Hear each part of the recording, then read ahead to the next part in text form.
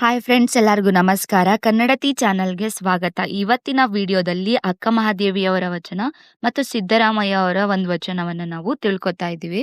ಈ ವಚನಗಳು 12ನೇ ಶತಮಾನದಲ್ಲಿ ರಚಿತವಾಗಿದ್ರು ಕೂಡ ಈ 21ನೇ ಶತಮಾನದಲ್ಲೂ ತುಂಬಾ ಪ್ರಸ್ತುತವಾಗಿವೆ. ಅದ್ರಲ್ಲಿ ಕೊಟ್ಟಿರುವಂತಹ ನೀತಿ ಸಾರಾಂಶಗಳು ಈಗಲೂ ಕೂಡ ನಮ್ಮ ಜೀವನದಲ್ಲಿ ಅಪ್ಲೈ ಆಗುತ್ತೆ. ಫಸ್ಟ್ ವಚನ ನಮ್ಮೆಲ್ಲರಿಗೂ ಗೊತ್ತಿರೋಂಗೆ, ಬೆಟ್ಟದ ಮೇಲೊಂದು ಮನೆಯ ಮಾಡಿ.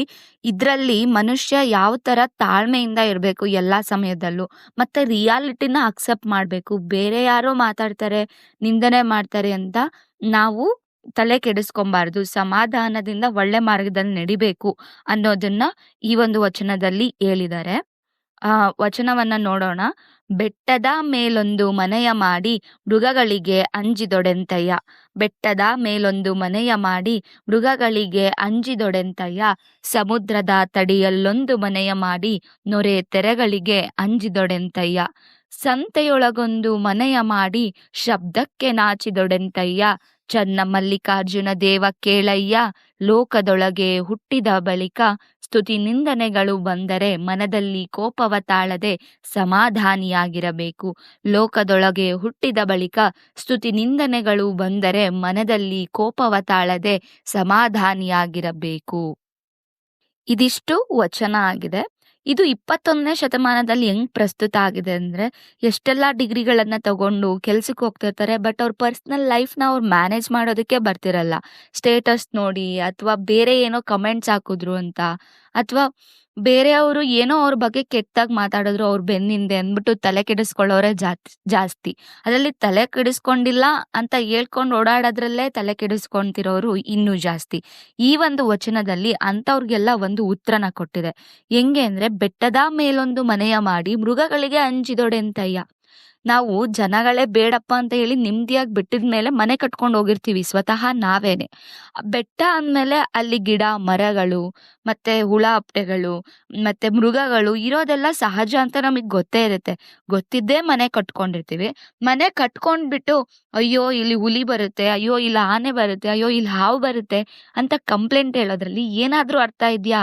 ಖಂಡಿತವಾಗ್ಲೂ ಇಲ್ಲ. ಆತರ ಪ್ರಶ್ನೆ ಮಾಡೋದ್ರಲ್ಲಿ ಅರ್ಥ ಇದ್ಯಾ? ಇಲ್ಲ. ಸೆಕೆಂಡ್ ಲೈನ್ ಅಲ್ಲಿ, ಸಮುದ್ರದ ತಡಿಯಲ್ಲೊಂದು ಮನೆಯ ಮಾಡಿ ನೊರೆತರೆಗಳಿಗೆ ಅಂಜಿದಡೆಂತಯ್ಯ. ಅಂದ್ರೆ ಸಮುದ್ರದ ನೇಚರನ್ನೇ ಅಲೆಗಳನ್ನ ಎಬ್ರಿಸೋದು, ಮತ್ತೆ ನೀರು ಪ್ರವಾಹ ಆದಾಗ ನೀರು ಹೆಚ್ಚಾಗಿ ಬರೋದು, ತಂಪು ಗಾಳಿ ಬೀಸೋದು, ಇದೆಲ್ಲ ಸಮುದ್ರದ ಹತ್ರ ಇರುವಂತಹ ಸಹಜವಾದ ಗುಣಗಳು. ನೀವ್ ಅದ್ರತ್ರ ನೆಮ್ಮದಿಯಾಗಿರ್ತೀನಿ ಅಂತ ಹೇಳ್ಬಿಟ್ಟು ಹೋಗಿ ಮನೆ ಕಟ್ಕೊಂಡ್ಬಿಟ್ಟು ಅಯ್ಯೋ ಇಲ್ಲಿ ಅಲೆ ಬರುತ್ತೆ, ಅಯ್ಯೋ ಇಲ್ಲಿ ನೀರ್ ಬರುತ್ತೆ ಅಂತ ಕಂಪ್ಲೇಂಟ್ ಹೇಳಿದ್ರೆ ಅದ್ರಲ್ಲಿ ಅರ್ಥ ಇದ್ಯಾ? ಅಥವಾ ಆತರ ಪ್ರಶ್ನೆ ಮಾಡೋದ್ರಲ್ಲಿ ಏನಾದ್ರೂ ಅರ್ಥ ಇದ್ಯಾ ಅಂತ ಪ್ರಶ್ನಿಸ್ತಾ ಇದ್ದಾರೆ ನಮ್ಗೆ. ನೆಕ್ಸ್ಟ್, ಸಂತೆಯೊಳಗೊಂದು ಮನೆಯ ಮಾಡಿ ಶಬ್ದಕ್ಕೆ ನಾಚಿದೊಡೆಂತಯ್ಯ. ಸಂತೆ ಅಂದ್ರೆ ಮಾರ್ಕೆಟ್. ಅದ್ರೊಳಗೋದ್ರೆ ಸಹಜವಾಗಿ ಎಲ್ಲಾರು ಕಿರ್ಚಾಡ್ತಿರ್ತಾರೆ, ಇಷ್ಟು ನಮ್ಮ ವಸ್ತು ತಗೊಳ್ಳಿ, ಈ ಥಿಂಗ್ಸ್ ತಗೊಳ್ಳಿ ಅಂತ ಕಿರಿಸ್ತಿರ್ತಾರೆ, ಮತ್ತೆ ಮಾರ್ಕೆಟೈಸ್ ಮಾಡ್ತಿರ್ತಾರೆ. ಅಲ್ಲಿ ತಗೊಳ್ಳೋರು ಕೂಡ ಜೋರಾಗಿ ಶಬ್ದ ಮಾಡ್ತಿರ್ತಾರೆ. ಅಲ್ಲಿ ಹೋಗ್ಬಿಟ್ಟು ಯಾರಿಗಾರು ಶಬ್ದ ಮಾಡ್ಬೇಡಿ ಅಂತ ಹೇಳಕ್ಕಾಗುತ್ತಾ? ಇಲ್ಲ. ಮಾರ್ಕೆಟ್ ಅಂದ್ರೆ ಅದು ಇರೋದೇ ಶಬ್ದ ಮಾಡೋದಕ್ಕೆ. ಅಲ್ಲಿ ಮನೆ ಕಟ್ಕೊಂಡ್ಬಿಟ್ಟು ಅಯ್ಯೋ ಶಬ್ದ, ನನಗೆ ಇಲ್ಲಿ ಇರಕ್ಕಾಗಲ್ಲಪ್ಪ ಅಂತ ಕಂಪ್ಲೇಂಟ್ ಹೇಳಿದ್ರೆ ಅರ್ಥ ಇಲ್ಲ. ನಾವು ಅಕ್ಸೆಪ್ಟ್ ಮಾಡ್ಬೇಕು ಅದನ್ನ. ಬೆಟ್ಟದ ಮೇಲೆ ಇರ್ತೀವಿ ಅಂದ್ರೆ ಅಲ್ಲಿ ಮೃಗಗಳು ಬರೋದು ಸಹಜ. ಎಸ್, ಅದನ್ನ ಅಕ್ಸೆಪ್ಟ್ ಮಾಡಿ ಅದನ್ನ ಎದುರಿಸ್ತೀನಿ ಅಂತ ಬದುಕ್ಬೇಕು. ಹಂಗೆ ಸಮುದ್ರದ ಹತ್ರ ನೀರು, ಆ ಮೀನ್ಗಳು, ಏಡಿಕಾಯಿಗಳೆಲ್ಲ ಬರೋದು ಸಹಜ. ಅದನ್ನ ಅಕ್ಸೆಪ್ಟ್ ಮಾಡಿ ಬದುಕ್ಬೇಕು. ಹಂಗೇನೆ ಮಾರ್ಕೆಟ್ ಒಳಗಿದೀವಿ ಅಂದ್ರೆ ಅಲ್ಲಿ ಸೌಂಡು ಸಹಜ, ಅದನ್ನ ಪ್ರಿವೆಂಟ್ ಮಾಡೋ ತರ ಆಗೋದಿಲ್ಲ. ಬಟ್ ಅದನ್ನ ಹೆಂಗೆ ಹ್ಯಾಂಡಲ್ ಮಾಡ್ತೀವಿ ಅನ್ನೋದು ಮ್ಯಾಟರ್ ಆಗುತ್ತೆ. ನೆಕ್ಸ್ಟ್, ಚನ್ನ ಮಲ್ಲಿಕಾರ್ಜುನ ದೇವ ಕೇಳಯ್ಯ. ಲೋಕದೊಳಗೆ ಹುಟ್ಟಿದ ಬಳಿಕ ಸ್ತುತಿ ನಿಂದನೆಗಳು ಬಂದರೆ ಮನದೊಳಗೆ ಕೋಪವ ತಾಳದೆ ಸಮಾಧಾನಿಯಾಗಿರಬೇಕು. ಹಂಗೆ ನಾವು ಪ್ರಪಂಚದಲ್ಲೂ ಹುಟ್ಟಿದೀವಿ ಅಂದ್ರೆ ನಮ್ ಸುತ್ತ ಜನಗಳಿರೋದು ಸಹಜ. Human beings social animals. ಅವ್ರು ಇಲ್ದಲೇನೆ ಬದುಕೋಕಾಗಲ್ಲ. ಅಯ್ಯೋ ಅವ್ರು ಏನೋ ಬೈತಾರೆ, ಅವ್ರು ಹೊಗಳುತ್ತಾರೆ, ಅವ್ರು ಏನೋ ಕೋಪ ಮಾಡ್ಕೊಂಡು ಅಂದ್ರು ಅಂತ ಬೇಜಾರ್ ಮಾಡ್ಕೊಳ್ಳೋದ್ರಲ್ಲಿ ಏನೂ ಅರ್ಥ ಇಲ್ಲ. ಮನುಷ್ಯರಿದ್ದಾರೆ ಅಂದ್ಮೇಲೆ ಅಲ್ಲಿ ಸುಖ ದುಃಖ ಕೋಪ ಮತ್ತೆ ನಿಂದನೆ ಎಲ್ಲ ಸಹಜವಾಗಿರುತ್ತೆ. ಅದನ್ನೆಲ್ಲದನ್ನು ನಾವು ಅಕ್ಸೆಪ್ಟ್ ಮಾಡ್ಬೇಕು. ಅದೆಲ್ಲ ಏನೇ ಬಂದ್ರು ಕೋಪವ ತಾಳದೆ ಸಮಾಧಾನಿಯಾಗಿರಬೇಕು. ಸಿಟ್ಕೋಬಾರ್ದು, ತಾಳ್ಮೆಯಿಂದ ಇರಬೇಕು. ಹೌದು, ಅವ್ರು ಬೈದ್ರಾ ಓಕೆ, ಅದ್ರಲ್ಲಿ ಏನೋ ಒಂದು ಅರ್ಥ ಇರುತ್ತೆ ಅಂತ ಅಕ್ಸೆಪ್ಟ್ ಮಾಡ್ಕೋಬೇಕು. ಬೇರೆ ಏನೋ ಹಿಂದೆ ಬೈಕೊಂಡು ಓಡಾಡ್ತಿದಾರಾ, ಅದಕ್ಕೆ ನಾವು ಥ್ಯಾಂಕ್ಫುಲ್ ಆಗಿರ್ಬೇಕು. ಯಾಕೆ ಅಂದ್ರೆ ನಾವಿಲ್ಲ ಅಂದ್ರೂ ನಮ್ಮ ಬಗ್ಗೆ ಮಾತಾಡ್ತಿದ್ದಾರೆ ಅನ್ನುವಂತಹ ಒಂದು ಪ್ರೌಡ್ ಫೀಲ್ ಮಾಡ್ಬೇಕು. ಅದ್ರ ಬದಲು ಅವ್ರ ಜೊತೆ ಕೋಪ ಮಾಡ್ಕೊಂಡು ಜಗಳ ಆಡೋದ್ರಲ್ಲಿ ಏನೂ ಅರ್ಥ ಇಲ್ಲ. ಏನೇ ಆದ್ರೂ ತಾಳ್ಮೆಯಿಂದ ಇರಬೇಕು ಅನ್ನೋದನ್ನ ಈ ಒಂದು ವಚನದಲ್ಲಿ ಹೇಳಿದ್ದಾರೆ. ಇನ್ನೊಂದು ವಚನ ಸಿದ್ದರಾಮಯ್ಯ ಅವರ ವಚನ. ಸಿದ್ದರಾಮಯ್ಯ ಅಂದ್ರೆ ಕರ್ನಾಟಕ ಸಿಎಂ, ನಮ್ ಸಿಎಂ ಸಿದ್ದರಾಮಯ್ಯ ಅಲ್ಲ. 12ನೇ ಶತಮಾನದಲ್ಲಿ ಒಬ್ಬ ವಚನಕಾರರಿದ್ರು. ಆ ವಚನಕಾರ ಸಿದ್ದರಾಮಯ್ಯ. ಅವರು ಹೆಣ್ಣಿನ ಬಗ್ಗೆ, ಆಕೆಯ ಗೌರವ ಮತ್ತೆ ಸ್ತ್ರೀ ಸಂವೇದನೆಯ ಕುರಿತಾಗಿ ಒಂದು ವಚನವನ್ನ ರಚಿಸಿದ್ದಾರೆ. 12ನೇ ಶತಮಾನದಲ್ಲೇನೆ ವುಮನ್ ಎಂಪವರ್ಮೆಂಟ್ ಬಗ್ಗೆ ಮಾತಾಡಿದ್ದಾರೆ. ಆ ವಚನವನ್ನ ನೋಡೋಣ. ತಾ ಮಾಡಿದ ಹೆಣ್ಣು ತನ್ನ ತಲೆಯ ನೇರಿತ್ತು, ತಾ ಮಾಡಿದ ಹೆಣ್ಣು ತನ್ನ ತೊಡೆಯ ನೇರಿತ್ತು. ತಾ ಮಾಡಿದ ಹೆಣ್ಣು ಬ್ರಹ್ಮನ ನಾಲಗೆಯ ನೇರಿತ್ತು, ತಾ ಮಾಡಿದ ಹೆಣ್ಣು ನಾರಾಯಣನ ಎದೆಯ ನೇರಿತ್ತು. ಅದು ಕಾರಣ ಹೆಣ್ಣು ಹೆಣ್ಣಲ್ಲ, ಹೆಣ್ಣು ರಾಕ್ಷಸಿಯಲ್ಲ, ಹೆಣ್ಣು ಪ್ರತ್ಯಕ್ಷ ಕಪಿಲ ಸಿದ್ಧ ಮಲ್ಲಿಕಾರ್ಜುನ ನೋಡ.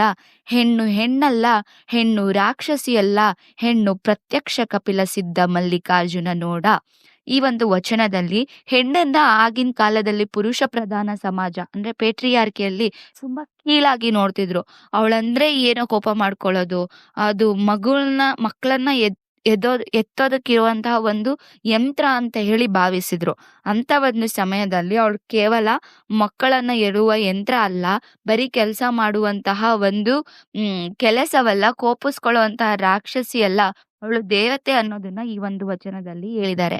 ತಾ ಮಾಡಿದ ಹೆಣ್ಣು ತನ್ನ ತಲೆಯನ್ನೇರಿತು ಅಂದ್ರೆ ಶಿವನ ತಲೆ ಮೇಲಿರುವಂತಹ ಗಂಗೆಯೂ ಕೂಡ ಒಂದು ಹೆಣ್ಣು.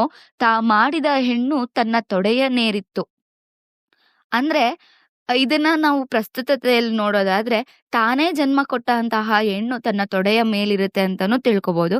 ಅಥವಾ ಪಾರ್ವತಿ ಶಿವನ ತೊಡೆಯ ಮೇಲಿರ್ತಾಳೆ ಅನ್ನೋದನ್ನು ಕೂಡ ಅರ್ಥ ಮಾಡ್ಕೋಬಹುದು. ತಾ ಮಾಡಿದ ಹೆಣ್ಣು ಬ್ರಹ್ಮನ ನಾಲಗೆಯಲ್ಲೇರಿತ್ತು ಅಂದ್ರೆ ಬ್ರಹ್ಮನೇ ಸೃಷ್ಟಿಸಿದಂತಹ ಹೆಣ್ಣು ಆಕೆಯ ನಾಲಗೆಯಲ್ಲಿ ಸರಸ್ವತಿಯಾಗಿ ನಲಿದಾಡಿದ್ಲು. ತಾ ಮಾಡಿದ ಹೆಣ್ಣು ನಾರಾಯಣನ ಎದೆಯನ್ನೇರಿತ್ತು. ಅದು ಕಾರಣ ಅಂದ್ರೆ ನಾರಾಯಣ ಅಂತ ಹೇಳಿ ತುಂಬಾ ಪೂಜೆ ಮಾಡ್ತಿದ್ರಲ್ವಾ, ನಾರಾಯಣನ ಎದೆ ಮೇಲೆ ಕೂತಿರೋದು ಕೂಡ ಹೆಣ್ಣು. ಹಂಗಂದ್ರೆ ಆ ದೇವರಿಗಿಂತ, ಆ ಪುರುಷ ದೇವರುಗಳಿಗಿಂತ ಹೆಚ್ಚಿನ ಪ್ರಾಮುಖ್ಯತೆ ಹೆಣ್ಣಿಗಿದೆ. ಆ ದೇವರು ಆ ಪುರುಷ ದೇವರುಗಳು ಏನೋ ಒಂದು ಹೆಸರು ಮಾಡ್ಬೇಕು ಅಂದ್ರೆ ಅದ್ರಿಂದ ಇರೋದು ಹೆಣ್ಣು ಅನ್ನೋದನ್ನ ಸಾರಿದ್ದಾರೆ. ಈ ತರ ಎಲ್ಲ ಒಂದು ಕಂಪ್ಯಾರಿಸನ್ ನ ಕೊಟ್ಬಿಟ್ಟು ಹೇಳಿದ್ದಾರೆ, ಹೆಣ್ಣು ಕೇವಲ ಹೆಣ್ಣಲ್ಲ, ಅವಳು ರಾಕ್ಷಸಿಯಲ್ಲ, ಅವಳು ಪ್ರತ್ಯಕ್ಷ ಕಪಿಲ ಸಿದ್ಧ ಮಲ್ಲಿಕಾರ್ಜುನ ನೋಡ. ಅಂದ್ರೆ ಆಕೆಯನ್ನ ಗೌರವಿಸಿದ್ರೆ ಆ ದೇವರನ್ನೇ ಪೂಜಿಸಿದಂಗೆ ಅನ್ನುವಂತಹದ್ದನ್ನ ಇದರಲ್ಲಿ ಹೇಳಿದ್ದಾರೆ. ಇನ್ನೊಂದ್ಸರಿ ವಚನವನ್ನ ನೋಡೋದಾದ್ರೆ, ತಾ ಮಾಡಿದ ಹೆಣ್ಣು ತನ್ನ ತಲೆಯ ನೇರಿತ್ತು, ತಾ ಮಾಡಿದ ಹೆಣ್ಣು ತನ್ನ ತೊಡೆಯ ನೇರಿತ್ತು. ತಾ ಮಾಡಿದ ಹೆಣ್ಣು ಬ್ರಹ್ಮನ ನಾಲಗೆಯ ನೇರಿತ್ತು, ತಾ ಮಾಡಿದ ಹೆಣ್ಣು ನಾರಾಯಣನ ಎದೆಯಲ್ಲೇರಿತ್ತು. ತಾ ಮಾಡಿದ ಹೆಣ್ಣು ನಾರಾಯಣನ ಎದೆಯನ್ನೇರಿತ್ತು. ಅದು ಕಾರಣ ಹೆಣ್ಣು ಹೆಣ್ಣಲ್ಲ, ಹೆಣ್ಣು ರಾಕ್ಷಸಿಯಲ್ಲ, ಹೆಣ್ಣು ಪ್ರತ್ಯಕ್ಷ ಕಪಿಲ ಸಿದ್ಧ ಮಲ್ಲಿಕಾರ್ಜುನ ದೂಡ. ಇದಿಷ್ಟು 2 ವಚನಗಳು. ಈ ವಚನಗಳು ಇಷ್ಟ ಆಗಿದ್ರೆ ನೀವು ಕಮೆಂಟ್ ಮಾಡಿ, ಶೇರ್ ಮಾಡಿ. ವಚನಗಳನ್ನ ಓದೋದಲ್ದಲೇನೆ ಅದನ್ನ ನಮ್ಮ ಲೈಫಲ್ಲಿ ಅಪ್ಲೈ ಮಾಡ್ಕೊಂಡ್ರೆ ತುಂಬಾ ನೆಮ್ಮದಿಯಾಗಿ ನಾವು ಲೈಫನ್ನ ಲೀಡ್ ಮಾಡ್ಬೋದು. ಇದೊಂದು ಹೊಸ ಪ್ರಯತ್ನ. ನಿಮ್ಮ ಸಪೋರ್ಟ್ ನಮ್ಮ ಎನರ್ಜಿ. Thank you. ಲೈಕ್ ಮಾಡಿ, ಸಬ್ಸ್ಕ್ರೈಬ್ ಮಾಡಿ, ಕಮೆಂಟ್ ಮಾಡಿ.